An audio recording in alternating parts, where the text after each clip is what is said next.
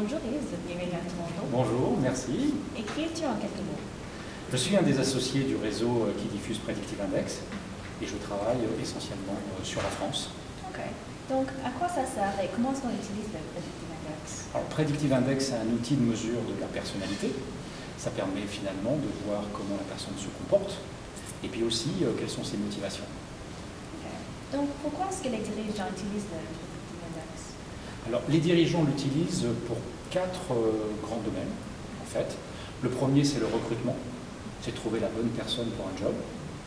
Le deuxième, c'est de mieux évaluer le potentiel d'une personne et donc de le développer. Et puis après, quand on passe au niveau des équipes, c'est structurer l'organisation, finalement, avec le bon attelage entre les gens. Et puis une fois que l'organisation est structurée, la faire coopérer. Je te connais, tu me connais, donc je fonctionne mieux avec toi.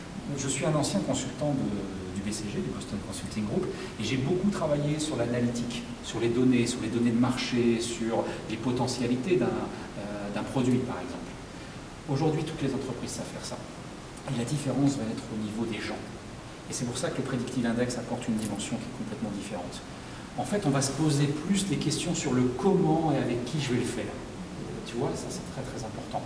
Et ce qui est très intéressant, c'est que souvent, les gens qui t'ont permis d'arriver jusque-là ne sont pas ceux qui vont te permettre d'aller plus loin.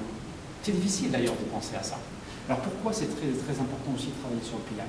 Parce que finalement, les diplômes, tout le monde en a. Tout le monde a des MBA, tout le monde a une bonne éducation. L'expérience aujourd'hui, elle est là. Qu'est-ce qui fait la différence? C'est la volonté, c'est le leadership, c'est l'envie. Et là, le PI justement mesure ça. Il mesure ce qu'on appelle la personnalité.